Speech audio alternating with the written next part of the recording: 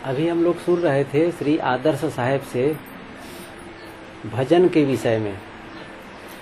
भजन करो भाई रे ऐसो तन पाई के। मैं आप लोगों से पूछना चाहता हूँ, ये भजन क्या है?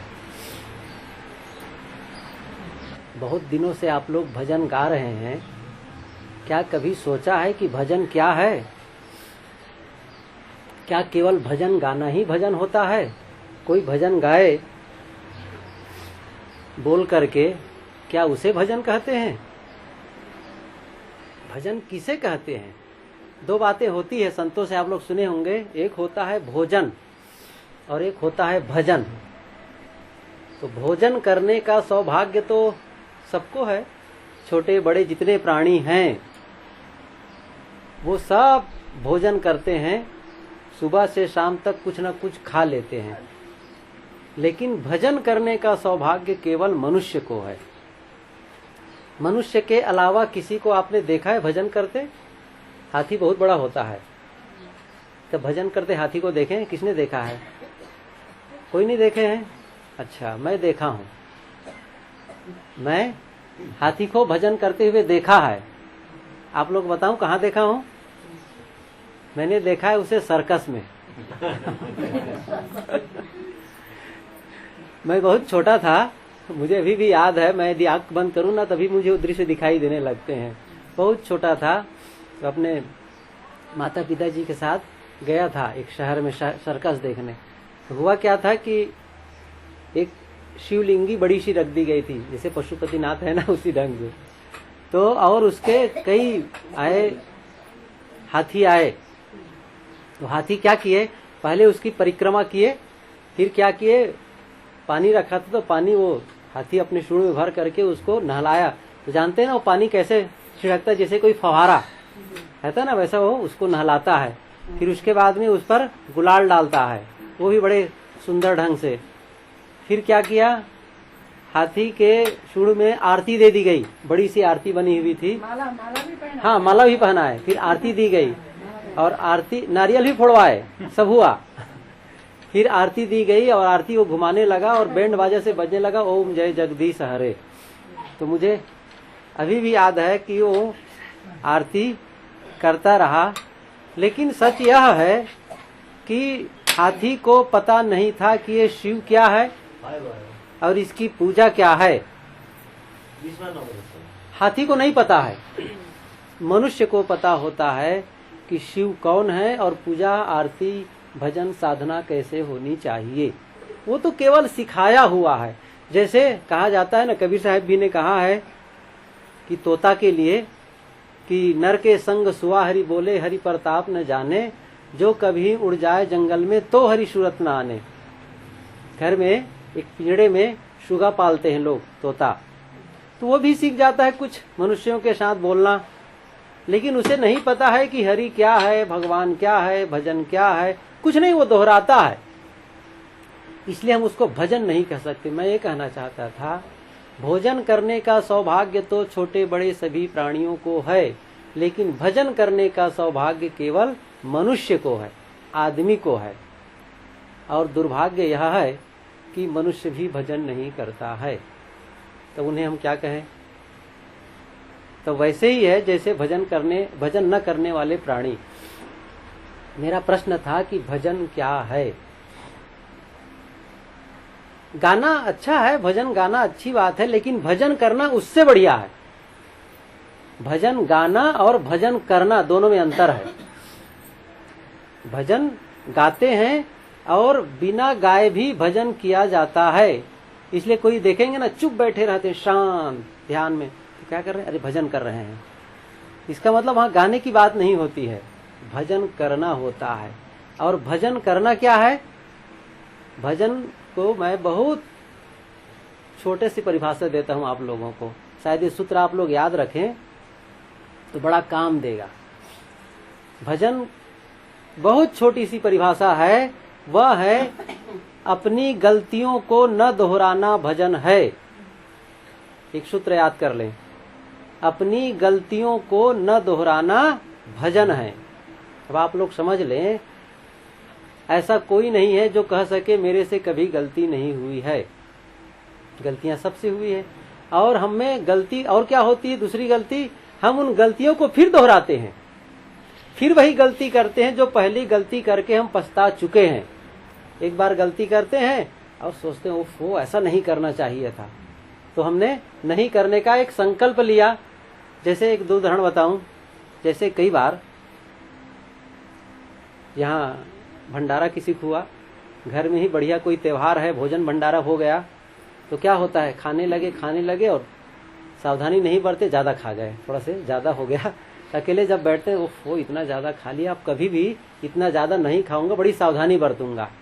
तो एक बार गलती हो गई और गलती को फिर गलती नहीं करेंगे, ऐसा हमने संकल्प लिया। 2-4 दिन बीते और फिर ऐसा अवसर आ गया, कहीं जाना हो गया, फिर मेहमानी में आ गए, फिर दावत हो गया, फिर बढ़िया भोजन मिल गया, फिर भूल गए वो संकल्प पहले वाला, फिर क्या किए, फिर से ज्यादा खा गए। तो क्या हुआ, ये भजन नहीं है। हम गलती को फिर दोहराए ना। कभी किसी को हमने कटु कहा, गलत कहा, और गलत कहने के बाद अकेले में जब होते हैं सोचते हैं ओफो ऐसा नहीं कहना चाहिए था, इसको तो प्रेम से भी समझाया जा सकता है, इस बात को हम प्रेम से भी कह सकते थे, फिर भी हमने जोर से कह दिया, डांट के कह दिया, तेज आवाज में कह दी। तो फिर सोचते हैं कि अब कभी ऐसा मौका मिले तो हम बड़ी सावधानी बरतेंगे और प्रेम से उसे समझाएंगे। फिर कुछ दिन बीतते हैं, फिर वो अवसर आता है और फिर हम उस गलती को दोहरा देते हैं। मैंने क्या परिभाषा दी कि गलतियों को न दोहराना भजन है। यदि हम ऐसा काम कर लेते हैं मानो बहुत बड़ा भजन कर रहे हैं। केवल गलतियों को न दोहराएं। बहुत थोड़े ही दिन में तो हमारा जीवन इतना परिष्कृत हो जाएगा, हम अपने आप को बहुत ऊंचाई में ले जाएंगे फिर। लेकिन बार बार गलती करते हैं, बार बार फिर उसके लिए न करने का संकल्प करते, फिर गलती करते जाते हैं। यह सबसे बड़ी हमारी असावधानी होती है। साथ साथ हमें अपनी गलतियों को नहीं दोहराना है, साथ साथ हमें एक काम और करना है, वह है कि वह काम करना है जिससे हम ऊंचा उठ सके, जिससे हमारी प्रगति हो सके, जिससे हमको मानसिक शांति मिल सके, वह काम भी हमें करते जाना है। संत लोग बार बार कहते रहते हैं, आप लोग भी सुने होंगे कि मन की तरंग मार लो बस हो गया भजन, आदत बुरी सुधार लो बस हो गया भजन। बुरी आदतों को सुधारना भजन है, गलत आदतों को सुधारना भजन है। और पहली बात तो यह है कि मन की तरंग, पहली बात क्या कहते हैं, मन की तरंग मार लो बस हो गया भजन। मन की तरंग को मारना भजन कहते हैं। ये क्या है मन की तरंग? तरंग आप लोग समझते हैं ना, जैसे समुद्र में कभी देखे होंगे तो लहर उठती है, पानी कहीं पर बड़ा पानी का तालाब हो, जहाँ पानी ज्यादा हो, वहां पर हवा जब चलती है तो पानी में लहर आती है, तरंग आती है। तो जैसे हम कोई पानी हो ख्याल करें तो पानी में हम चेहरा अपना कब देख पाएंगे? पानी में जब चेहरा कब देख पाएंगे, उसके लिए 2 शर्त चाहिए। क्या? एक तो यह कि पानी स्थिर हो, पानी में लहर हो, पानी में तरंग हो तो हम चेहरा नहीं देख सकते। और दूसरी शर्त क्या है? दूसरी यह है कि पानी साफ हो। पानी गंदा हो, मैला हो, ऊपर काई हो, शांत तो है पानी लेकिन ऊपर काई है, गंदा है, तो भी चेहरा नहीं देख पाएंगे। तो पानी में हम चेहरा कब देख पाते हैं? जब हम पानी जब साफ होता है और पानी जब स्थिर होता है। ऐसे ही मन की बात है। हम आत्म साक्षात्कार कब कर पाएंगे? जब पानी अर्थात मन में तरंग न हो। देखिए, पानी होना और पानी में तरंग होना 2 बात है। संत कहते हैं कि पानी हो लेकिन पानी में तरंग न हो। इसी प्रकार मन हो लेकिन मन में तरंग न हो। जब मन में कोई विचार उठता है ना, तो उसी को कहते हैं तरंग। योग दर्शन की भाषा में उसे हम लोग कहते हैं वृत्ति। योग दर्शनकार ने जो कहा है कि वृत्ति कहा है उसको, योगश्चित्त वृत्ति निरोधः। योग क्या है? एक तो आजकल जो योगासन चलता है रामदेव बाबा वाला, वो योग नहीं है, वो तो शारीरिक व्यायाम है। लेकिन योग जहां तक बात आती योग दर्शन में, वो योग अलग है, उसको भजन कह सकते हैं। वो है चित्त की वृत्तियों का निरोध।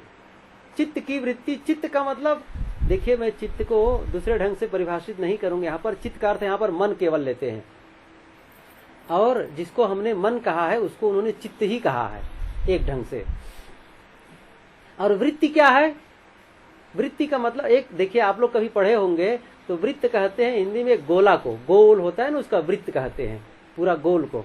तो मैंने अभी बताया था ना, जैसे एक पानी हो ज्यादा सा, तो उसमें हम बीच में एक पत्थर फेंकते हैं, तो जैसे पत्थर फेंकते हैं तो क्या होता है, वहां का पानी दबता है और चारों तरफ गोल एक चक्र बन जाता है, गोला। तो वैसी कहते हैं, वृत्त कहते हैं। ऐसे ही जब हमारे मन में कोई विचार आता है तो उस विचार को कहते हैं वृत्त। एक मन है, चित्त है, और चित्त में एक वृत्ति है, और ये वृत्तियां बदलती रहती हैं। कैसे बदलती रहती हैं? देखो, हम लोग यहाँ बैठे हुए हैं तो हमारे मन की दशा क्या है, जैसे लग रहा है जैसे हाल पूरा, जब हाल के बाहर चले जाते हैं तो फिर आंगन की तरह हो जाता है, सड़क पर चले जाते हैं सड़क की तरह, मन वैसे ही आकृति बनाने लगता है। कैसे आकृति? मैं इसको और सरल ढंग से आपको बताना चाहता हूँ। जैसे आप पानी को कभी नाली में चलते हुए देखे होंगे, तो नाली जब टेढ़ी मेढ़ी होती है तो पानी भी, उसके धारा जो होती है वो भी टेढ़ी मेढ़ी होती है। तो जैसे नाली की आकृति होती है वैसे ही पानी की धारा होती है। वैसे ही हमारे मन की वृत्ति है। जैसे जैसे हमारे सामने दृश्य होते जाते हैं, स्मरण आते जाते हैं, वैसे वैसे ही हमारी वृत्तियां बदलती रहती है। इन वृत्तियों का निरोध, ये क्या है? ये है योग। योगश चित्त वृत्ति निरोधा, इसी को कहते हैं तरंग। यह न रह जाए, अर्थात आप कभी चुपचाप बैठें और बैठते ही मन में कोई विचार ना आए। कभी आपने इसका अनुभव किया है?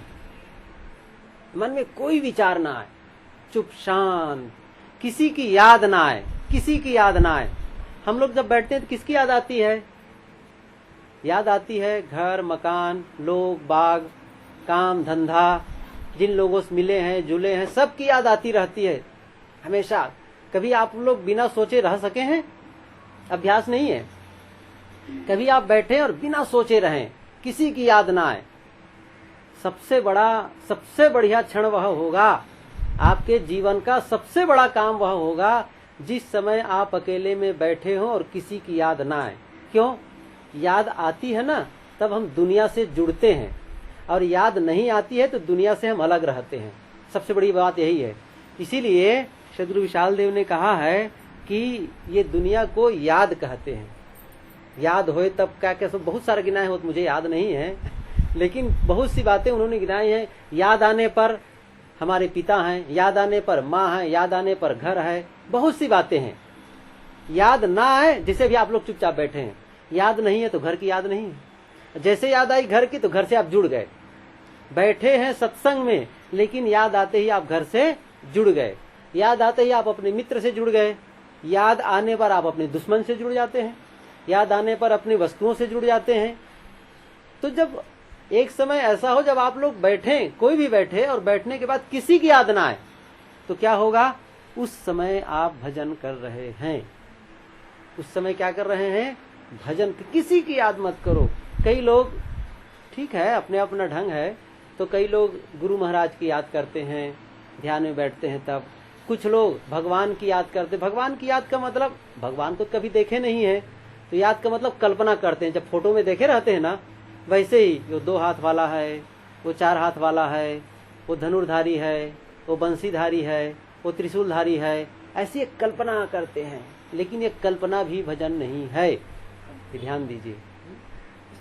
हाँ, ये भजन नहीं है जब उसकी भी याद ना आए। क्यों? आप आत्मा से जुड़ जाए। फिर उस समय क्या हुआ? आप मन में जो एक नक्शा तैयार कर रहे हैं उससे आप जुड़ रहे हैं, और इसीलिए उसका कोई निश्चित आकृति नहीं है। अपने अपने ढंग से लोग उसका चित्र बनाते हैं। एक ही चित्र, कोई जैसे श्री राम का चित्र कोई बनाता है, तो जितने चित्रकार होंगे उतना ही उसका चेहरा होगा। ये आप लोग देखेंगे, जितने चित्रकार होंगे उतना ही वो चेहरा बनाएंगे। नेपाल वाले लोग अलग ढंग से बना देंगे तो भारत वाले दूसरे ढंग से बना देंगे, और किसी दूसरे, क्यों? वो तो अपने दिमाग में जो है, जैसा चित्रकार के दिमाग में है वैसा ही वह चित्र बनाता है। वो चित्र नहीं है भगवान, वो अलग है। तो उसकी याद करते हैं तो आप कहेंगे मैं तो अब भगवान का भजन कर रहा हूं। नहीं, भगवान का भजन नहीं है, भगवान की आप कल्पना कर रहे हैं। साहब कहते हैं इस कल्पना को छोड़ दो, बस हो गया भजन। जिस समय आपके मन में कोई विचार नहीं उठते हैं उस समय आप असली भजन करते हैं। इसलिए कहते हैं योगश्चित्त वृत्ति निरोधः, चित्त की वृत्तियों का निरोध हो जाता है। तब योग दर्शनकार क्या कहते हैं, तब क्या होता है, तदा द्रष्टु स्वरूपे अवस्थानम, तब दृष्टा की अपने रूप में स्थिति होती है, अर्थात आत्मा आत्मा में स्थित हो जाती है। आत्मा का आत्मा में ठहर जाना, यह है भजन। इसलिए इसके लिए फिर तब ये प्रश्न होता है कि ये कैसे हो सकता है। मन की तरंग को मारने के लिए जब हम बैठते हैं तब तो मन में और ज्यादा विचार आने लगते हैं। आप लोग जिसे पढ़िए तो पढ़ने पर क्या लगता है, पढ़ते पढ़ते मन बढ़िया रुका हुआ है। किसी से बातचीत करिए तो बात, जैसे मैं अभी सत्संग कर रहा हूँ, बोल रहा हूँ, तो आप लोग मेरी बातों को बड़े तन्मय होकर के सुन रहे हैं, तो लग रहा है कि बिल्कुल अब सुन रहे, किसी की याद नहीं है। लेकिन मैं आप लोगों से कहूँ चुपचाप आंखें बंद करके बैठो, जैसे आंख बंद करके बैठो ऐसा कहूंगा और बोलना बंद करूंगा, वैसे ही न जाने कहां कहां से विचार आकर के दिमाग में सताना शुरू कर देते हैं। ये जैसे आप चुप होते हैं वैसे ही भीतर वाला बोलना शुरू कर देता है, अभी तो हम लोग जिंदा हैं, अभी हम तुमको छोड़ेंगे नहीं। तब कहते अब भजन क्या है, उसको खत्म कर दो, मन की तरंग मार दो, बस हो गया भजन। तब किसी ने पूछा है बड़ा कठिन है, आखिर हम इसकी शुरुआत कैसे करें? तब साहब ने आगे कहा आदत बुरी सुधार लो, बस हो गया। पहले बार तो कहते थे, पहले पंक्ति में क्या कहते हैं, मन की तरंगों को मार दो भजन है, लेकिन उसकी शुरुआत कहां से होगी? शुरुआत होगी तब अगली पंक्ति में क्या कहते हैं, आदत बुरी सुधार लो, बस हो गया भजन। अर्थात आपकी जो बुरी आदतें हैं, गंदी आदतें हैं, उसको सुधार लेते हैं तो भजन होता है।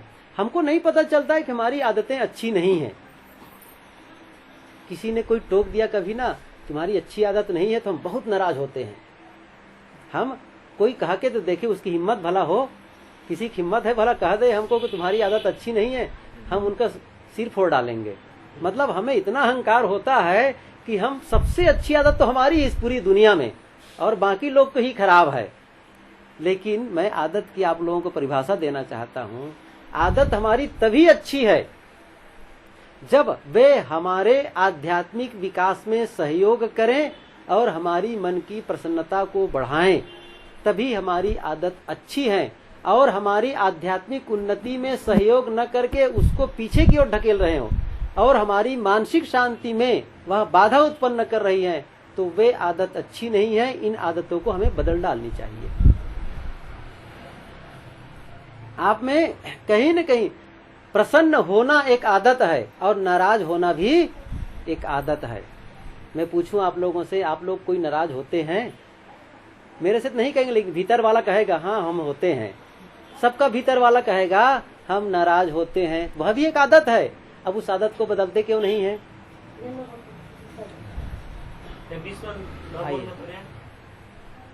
उस आदत को बदलते क्यों नहीं है? किसी में हम बुराई देखते हैं, किसी में दोष देखते हैं, क्या ऐसा होता है? ऐसा है तो ये भी एक आदत है। अच्छाई भी देख सकते हैं, बुराई हर परिस्थिति में देखिए। अच्छे व्यक्तित्व की परिभाषा क्या है? मैं आप लोगों से पूछता हूं, एक अच्छे व्यक्तित्व की क्या परिभाषा है? व्यक्तित्व का मतलब क्या हुआ? व्यक्तित्व का मतलब हमारा एक तो बाह्य रूप, जिसको हम पर्सनालिटी कहते हैं, शरीर की पर्सनालिटी, वो भी ठीक है, लेकिन हमारा व्यक्तित्व भीतर से निर्मित होता है। हमारा व्यक्तित्व भीतर से निर्मित होता है। बाहर से कोई आदमी बड़ा सुंदर हो, बड़ा बलवान हो और बड़ा अप टू डेट हो तो उसका प्रभाव पड़ता है। लेकिन कब तक पड़ता है? जब तक उसके हम असली चरित्र को नहीं जानते हैं। और जैसे ही उसके असली चरित्र को जानते हैं, वो जो पहला वाला प्रभाव है वो खत्म हो जाता है। तो बाहर के वेशभूषा से, बाहर के चेहरे का प्रभाव है, लेकिन कितना है? वो 10% है। ध्यान दीजिए, कितना है? 10%, और भीतर वाला जो व्यक्तित्व है जिसे हम चरित्र कहते हैं वह प्रभावित करता है 90%। इसलिए 90-10, 10%, और इसको एक विचारक ने कहा है टॉप 10 और न्यू 90। न्यू 90 मतलब जैसे आप लोग उसको नहीं दिखता है, भीतर वाला नहीं दिखता। जैसे हम लोग देखो एक आश्रम में बैठे हैं तो आश्रम की दीवार दिख रही है, आश्रम के कमरे दिख रहे हैं, और आश्रम का फाउंडेशन जो नींव है वो दिख रहा है। जो जमीन के नीचे जिसके आधार पर मकान खड़ा है वो दिखाई दे रहा है, लेकिन इस मकान को आधार किसने दिया है? नींव ने दिया है। आप पेड़ को देखते हैं, पेड़ की जड़ को देखते हैं, लेकिन जड़ को काट देने पर पेड़ टिका रहेगा? तो पेड़ को आधार देने वाला कौन है? जड़। जड़ यदि मजबूत नहीं है तो पेड़ को आजकल में गिरना ही है। जड़ मजबूत नहीं है इसका मतलब उसमें फल भी नहीं आएगा, ये भी तय है, वो थोड़े ही दिन में गिरने वाला। इसी प्रकार से बाहर का व्यक्तित्व यदि बढ़िया दिख रहा है और हमारा भीतर का व्यक्तित्व जो 90% है वह यदि खोखला है, वह यदि कमजोर है और वह सही नहीं है, तो क्या होगा फिर? उसको हम असली व्यक्तित्व नहीं कहते हैं। उसकी मैंने कहा था कि उसकी परिभाषा क्या है। उसकी सबसे पहली बात यह है कि किसी भी परिस्थिति में और किसी भी व्यक्ति में हम अच्छाई ढूंढते हैं, अच्छाई ढूंढते हैं। जैसे हम आश्रम में प्रवेश करते हैं तो आश्रम में प्रवेश जब करते हैं ना तो आपको इसमें कई ऐसी चीज है जिसके बारे में आप कह सकते हैं ये गलत है, वो गलत है, वो गलत है, ऐसा मन कह सकता है। और बहुत सी ऐसी चीजें हैं जिसे देखकर हम कह सकते हैं ये बढ़िया, ये बढ़िया, ये बढ़िया। तो हमारा फोकस कहाँ होता है? हमारी दृष्टि कहाँ होती है? क्या उन कमियों में होती है या फिर उन अच्छाइयों में होती है? हर आदमी में अच्छे और खराब कुछ अवगुण भी होते हैं, कुछ अच्छाइयां भी होती हैं। तो हम उस आदमी का जब मूल्यांकन करने लगते हैं तो हम उनके अवगुणों को देखने लगते हैं कि सद्गुणों को देखने लगते हैं। ये हमारे ऊपर निर्भर करता है। तो मैं ये कह रहा था कि हम में ऐसा है, वह प्रवृत्ति है कि सर्वत्र अवगुण देखने की, तो यह आदत अच्छी नहीं है। मैंने कई बातें कही। तो इस प्रकार हम अपने ही गलत आदतों के बारे में जान सकते हैं। हमारे में मोह कितना है ये हम जान सकते हैं। मेरा मन किसके प्रति मोहग्रस्त होता है मेरे अलावा दूसरा कोई नहीं जान सकता है। दूसरे की आंखों में हम धूल झोंक सकते हैं, लेकिन अपने आप को धोखा हम कभी नहीं दे सकते। हम कितना हमारा मोह, मन में मोह है और किसके लिए है और क्यों है, इसको हम जानते हैं। और हम जानते हैं कि यह मोह हमारी आध्यात्मिक पतन करने वाला है और इस आदत को हम नहीं छोड़ते हैं, तो फिर ये भजन नहीं होगा। भजन क्या है? वही है गलत आदतों को छोड़ना। हम जब अकेले में बैठे तो पता चल जाएगा कि हमारे में कौन कौन सी गलत आदतें हैं, और नहीं तो सबसे बढ़िया तरीका ये है कि आप एक कागज लेकर के उसको एक सूची बना लीजिए। सबसे बढ़िया तरीका, यदि आप सक्रिय रूप से भाग लेना चाहते हैं ना भजन में, तो एक सबसे बढ़िया तरीका है एक कागज लेकर के उसकी एक सूची बना लीजिए। वह जो आदतें आपको पीछे की ओर ढकेल रही हैं, पीछे की ओर खींच रही हैं, उसकी सूची बना लें और कहें कि इन आदतों को मुझे छोड़ना है। और एक एक गलत आदत के लिए आप टाइम ले लीजिए, चाहे आप उसके लिए 1 सप्ताह का टाइम ले लीजिए। देखिए, संपूर्ण गलत आदतों को एक साथ छोड़ना चाहेंगे ना, तो आदत इतनी मजबूत है कि आपको ढकेल देंगे। वो आदत इतनी मजबूत है, उसके लिए चतुराई से काम लेना पड़ता है। महात्मा लोग एक कहानी कहा करते हैं, ये भी शायद यहाँ भी कई बार कह चुके होंगे। एक आदमी था, इधर गन्ना कहते हैं ना उसको, उखू, चलो उखू तो 3 आदमी थे। तो इसमें तो क्या, एक पंडित जी थे ब्राह्मण, और एक था नाई, और एक और कौन था, छत्री था, छत्री जो रक्षा करने वाला। ये 3 लोग थे। तो एक भाई एक किसान के यहाँ गए और उखू तोड़ करके तीनों खा रहे थे। किसान पहुंच गया यही लोग मेरे खेत में गन्ना तोड़ तोड़ करके खत्म कर रहे हैं। एक दिन मिले तो कहा कि अब सोचे कि 3 लोग हैं और मैं हूं अकेला, फिर क्या होगा? यदि मैं तीनों को कहता हूं तुम तीनों गलत किए हो तो तीनों तो मुझे मार डालेंगे। तो उन्होंने क्या किया? भेद नीति का उपयोग किया, चतुराई से काम लिया। क्या करता है? उन्होंने कहा ब्राह्मण के पास, आप तो ब्राह्मण देवता हैं, आप हमारे पृथ्वी के देवता हैं, तो आप यदि गन्ना खा दें तो कोई बात नहीं, आपको मैं प्रणाम करता हूं। छत्री से कहते हैं देखिए आप तो हमारे प्रजापालक हैं, हमारी रक्षा करते हैं, हमारे जन धन की और हमारी रक्षा करते हैं, इसलिए आप भी यदि गन्ना खाए तो कोई बात नहीं। तो जो नाई था, जो शूद्र था, उनसे कहा कि तुमने गन्ना क्यों खाया, तुमने उखू क्यों खाया, तुम बहुत गलत किए। ऐसा पकड़ के उनको 2-3 तमाचा लगाया और मार पीट करके उसको भगा दिया। जब भाग गया एक आदमी, तब 2 बज गए। तब 2 में से कहते हैं ब्राह्मण देवता कोई बात नहीं, आप तो हम आपकी पूजा करते हैं, आप हमारी पूजा पाठ करते हैं, आपको दक्षिणा देते हैं, इसलिए कोई बात नहीं। इनको कहा आप क्षत्रिय हैं, आप हमारी रक्षा करते हैं और आप हमारा ही नुकसान कर रहे हैं। उसको भी 2-3 तमाचा लगाया और उसको भी मार पीट करके भगा दिया। अब कौन बच गया? एक ब्राह्मण देवता। कहीं बड़े ब्राह्मण देवता बनते हो और चोरी भी करते हो, उनको भी 2-3 बार मार करके भगा दिया। ये क्या हुआ? इसको कहते हैं भेद नीति। फूट करके इसी प्रकार से हम सभी अवगुणों को एक साथ कहेंगे तुमको भगाना चाहते हैं तो कहेंगे हम बलवान हैं, हमको तुम टाल नहीं सकते। तब क्या करते हैं हम? मैंने कहा ना, इसलिए सूची जब बना लेते हैं फिर एक एक अवगुण के लिए हम एक सप्ताह टाइम देते हैं कि मैं इस सप्ताह इस अवगुण को छोड़ने के लिए संकल्प लेता हूँ। और फिर उसका विजुलाइज करिए, रोज के मानसिक चित्रण बनाइए कैसे छोड़ना है। देखिए इसका एक विज्ञान है, एक सिस्टम है। ये सारी सिस्टम का विस्तार से करना मेरे लिए कठिन है, भी समय से यदि ख्याल आता जाएगा, रह गया तो मैं सिस्टम बताऊंगा कि वो कैसे कैसे इन अवगुणों को छोड़ने के लिए हमें प्रक्रिया अपनानी चाहिए।